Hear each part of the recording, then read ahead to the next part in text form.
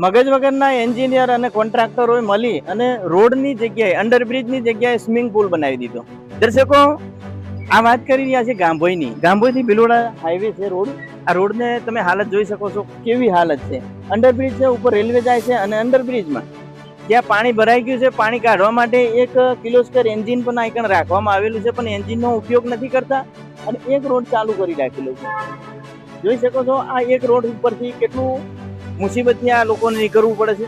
અને અહીં કણે જોઈ શકો છો કે આ નીકળવા માટે, આ ભિલોડા જવા માટે તેના એક જ રોડ છે. અને અહીં કણે આ બધા હરેક વાહન ચાલકોને કેટલો મુસીબતથી જવું પડે છે. જોઈ શકો છો આ ભાઈ છે, પણ આમને પણ કારને ઠેઠ ટાયર અંદર ડૂબી જાય એટલું પાણી છે. હવે આવી હાલત છે ત્યાં સુધી કોઈ અહીંના અધિકારીઓ કે કોઈ પણ વસ્તુ આનું ધ્યાન નથી લેતા. તો એવું અમે નથી કહેતા, પણ અહીંના લોકો જે આ પ્રજાને આજે હેરાનગતિ છે, પરેશાની છે, આનો જવાબદાર કોણ છે? તો અમે આનાથી જાણીશું કે આજે અહીંથી અવર જવર જે લોકો અહીંથી વાહન લઈને જાય છે તો એમને પૂછીશું કે તમને આવી પરેશાની છે તો આનું હલ કોણ કાઢી આપે. દર્શકો, અમારી સાથે આ બાઇક ચાલક પણ અહીં કણે ઊભા છે તો એમનેથી પૂછીશું. નમસ્કાર સર. સરજી, આ જે અત્યારે આ પરિસ્થિતિ છે તો અમને ધ્યાન આવો પર ભિલોડા હાઈવે મેઇન રોડ છે. તો કેટલા ટાઈમથી આ સમસ્યા છે સર? આ અઠવાડિયે ત્યાં જ સમસ્યા છે.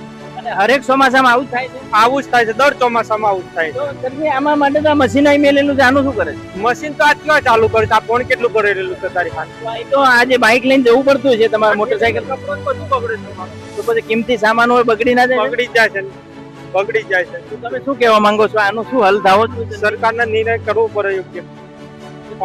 આ ભાઈએ પણ કીધું કે આમનો નિર્ણય લેવો પડે. દર્શકો, અમારી સાથે એક પણ બીજા ભાઈ ટુ વ્હીલર લઈને આવેલા છે, એમનાથી પૂછી છે. નમસ્કાર સર. સર, આ જે આ પરિસ્થિતિ છે અત્યારે હાલમાં જામ થઈ ગયું છે ને આવું બધું થાય છે તો કેવું લાગે? આ બધું કેવું વાતાવરણ છે, તમે શું સમજો છો? બહુ ખરાબ વાતાવરણ, આવવા જવા બહુ તકલીફ પડે છે. અને ગમે ત્યારે વરસાદ આવે, ગમે ત્યારે માવઠું પડી જાય તો બી પાણી ભરાઈ જાય, એનો કોઈ નિકાલ જ નથી. તો આ નિકાલ માટે બેન શું કરવું પડે? આમાં તો અંડરબ્રિજમાં જે આ એક મશીન પણ આઈકન રાખેલું છે વોટર ક્લીન કરવા માટે, તો કેમ નથી થતું? મશીન બને તો મશીન બંધ પડી રહ્યું છે. તો આમને હજી મશીન મેલીને જશે તો ખાલી જોવા માટે જ મેલી? જોવા માટે, પબ્લિકને બતાવવા માટે. સરજી, તમે આજે આ બાઇક લઈને જાઓ છો, કિંમતી સામાન હોય તો પડી જાય તો એમની જવાબદારી કોણ છે? કેમથી સામાન્ય પડી જાય, ગાડી પડી જાય, બંધ થઈ જાય, અમે અંદર પડીએ. તો આમનો નિકાલ થવો જોઈએ કે નહીં? કરવો જોઈએ ને. એ તો સરકાર. તમે અમારા વિડીયોના માધ્યમથી તમે શું કહેવા માંગો છો પ્રશાસનને કે આનો શું નિર્ણય લેવો જોઈએ? હા, અંડરબ્રિજ બનાવી, ઓવરબ્રિજ બનાવે તો બહુ સારું હતું. આવી પરિસ્થિતિ કેટલા ટાઈમ? આ છે કેટલા ટાઈમથી આજ થતી કોઈ કામ કરવાનું તો કોઈ નિકાલ જ નહીં કરતા. તો પણ આ અંડરબ્રિજ છે તો આવી પરિસ્થિતિ થાય છે તો કોઈ કંઈક કીધેલું છે જાણકારી? આ કટકાયેલું કોઈ પણ આ કોઈ હો પડતું જ નહીં, શું કરવાનું? તો સરજી, આ સીએનજી ગાડી હોય તો આમાં ડૂબી જાય તો બંધ થઈ જાય ગાડી, શું કરવાનું? અત્યારે તો થોડો વરસાદ વધારે હોય ત્યારે વરસાદ હોય તો આ ઉજરા છે યાર. બહુ ભયંકર પરિસ્થિતિ છે કે જોઈ શકો છો આ બધા વાહન ચાલકો છે, બધા પરેશાન છે. નમસ્કાર સર. હાજી બોલો સર. શું નામ છે તમારું? મારું વણકર જસવંતભાઈ રણછોડભાઈ. જસવંતભાઈ, અમને એ બતાવો કે આવી પરિસ્થિતિ થાય છે જે આ વાહન વાળાને કેટલી તકલીફ પડે છે? અરે સાહેબ, ઘણી બધી રિક્ષાઓ બંધ થઈ જાય છે, બાઇકો વાળાનો લુગરો બગડી તમે જોઈ રહ્યા છો અત્યારે હાલત કેવા લુગરો બગડી છે બધાનો. અને આ મશીન ખાલી શોભાનું ગોઠિયા હોય તે પ્રમાણે મેળ ચોડી છે. પેલી વખત વરસાદ પડે તો એ અતિ, અને આ સરકાર પૈસા આપે છે આ લોકોને, તેમ છતાં આ મશીન પડ્યું છે, પાણી કાઢતા જ નહીં. વારંવાર રજૂઆત કરીએ છીએ. તો સરજી, આઈકણે જે સીએનજી ગાડી છે, મોટરસાયકલ છે, આ બધું બગડી જાય તો આ જવાબદારી કોની ગયો? જવાબદારી તો કોઈ લેતું જ નહીં સાહેબ. સરકારની જવાબદારી હોય આ બધું કરવાની, પણ કોઈ એનો નિકાલ આવતો નહીં. ખરેખર આ સરકારમાં આ તમે જોઈ રહ્યા છો કે આ બધું પોલ જ ચાલે છે અને આ મશીન મેલ્યું છે પણ પાણી કાઢતા જ નહીં. શું કરવાનું? હવે ઘણી બધી ગાડીઓ બંધ થઈ જાય, ધક્કા મારવા માટે પણ કોણ આવે ચોમાસામાં? સાચી વાત છે સરજી, કીચડમાં કોઈ ધક્કો મારવા માટે ના આવે, પણ આ મશીન છે આ કેટલા ટાઈમથી નથી ચાલુ થયું?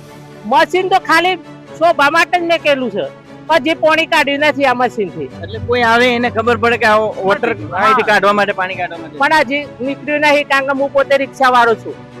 જોઈ શકો છો આ સાહેબની આ રિક્ષા છે. જો આ રિક્ષા લઈને અવર જવર કરે છે, સીએનજી રિક્ષામાં ફસાઈ જાય એટલે કોઈ કાઢવા માટે અહીં કણ નથી આવતું. જોઈ શકો છો આ બાજુની સાઈડમાં અમે પણ આ બધા લોકોની પરેશાની એટલી છે કે શું ગંભીર પરિસ્થિતિ છે. પાણી ભરાયું છે. કેટલા દિવસથી? 4 થી 5 દિવસથી આ પાણી ભરાયું છે. વરસાદ બંધ થઈ જાય છે તો બી આનો નિકાલ થતો નથી. સરજી, જે વખતે વરસાદ વધારે હોય અત્યારે તો નથી, અને વધારે હોય ત્યારે શું પરિસ્થિતિ રહે? વધારે તો સાધન ની કરતા જ નહીં, અમે આજુબાજુમાં થઈને જવું પડે છે. તો કેટલા કિલોમીટર તમારે ફરીને જવું પડે? અમારે લગભગ 12 થી 14 કિલોમીટર ફરવું પડે છે. પછી ભિલોડા જવા માટેનો રોડ તો આ એક જ છે કે એક જ રોડ, બીજા રોડ જવા માટે છે ને બીજા રોડ પર શામળાજી થઈને જવું પડે. તો આમાં કોઈ ગાડીઓની કે ગમે તેની કોઈ નુકસાની આવે તો એનો જવાબદાર કોણ ગાડીઓ છે? બંધ થઈ ગયો છે અંદર, પાણી ઉડે એન્જિન માં ગાડીઓ બંધ થઈ જાય. તો આ 5 દિવસ પહેલાનું પાણી ભરાયેલું છે, હજી નિકાલ નથી થયો. 5 દિવસથી વરસાદ આવ્યો નથી. 5 દિવસથી આવે છે. આ 5 દિવસ પહેલાનું પાણી છે. તો આઈકન તો બધા લોકોને આટલી પરેશાની છે, તો કોઈ દરરોજ દર ચોમાસા આ તકલીફ હોય છે. તો બીજો મારો એક સવાલ છે કે સરજી તમે આ પાણી ભરાય છે એમના વિશે તમે શું સંદેશ આપવા માંગો છો? સંદેશ એક જ કહેવાનો, ગમે તે કઈક નિકાલ કરો. દર વખત આ રીતે મશીન મૂકો, અઠવાડિયે 10 તારે પાણી સાફ કરે છે, બાકી પાણી મોય અંદર હોય જ. આ મશીન નથી ચાલુ કરતા? ચાલુ કરવા કોઈ આવતું જ નહીં. ઈચ્છા હોય તો આવે, ઈચ્છા ના હોય તો નથી આવતા. તો આ જવાબદારી કોની બને છે સર? તમે જવાબદારી સરકારની. સોલેટ વાત છે. દર્શકો જોઈ શકો છો કે જવાબદાર વ્યક્તિ અહીં કણ કોઈ પણ ધ્યાન નથી દેતો કે આવી હાલતમાં પડી રહી છે. આ પરિસ્થિતિ આ જોઈ શકો છો. હવે આ વ્હીકલ 4 વ્હીલર લઈને જાય છે, એના પાછળ આ 2 વ્હીલર લઈને જાય છે, તો કીચડ ઉડે અને ગમે જે જગ્યા ઉપર નીકળેલા હોય તોય પણ આમને એટલો ભયંકર પરિસ્થિતિથી પસાર થવો પડે છે. જોઈ શકો છો. અમે હવે આ બતાવીશું કે આ એન્જિન છે તો વર્કિંગ કન્ડિશનમાં છે કે કેવું છે. જોઈ શકો છો ચાલુ ના હોય એવી કન્ડિશનમાં જ છે, કારણ કે ચાલુ હોત તો આનો કોઈ જવાબદાર વ્યક્તિ આવીને આને ચાલુ કરી હતી. અંડરબ્રિજ બનાવેલો છે. અંડરબ્રિજને અંદરથી અહીંથી જોઈ શકો છો કે જે પાણી કાઢવા માટેનો જે પાઇપ રાખેલો છે એ પાઇપ પણ ખુલ્લો જ પડી ગયો છે, મશીન દ્વારા જે નીકળે છે.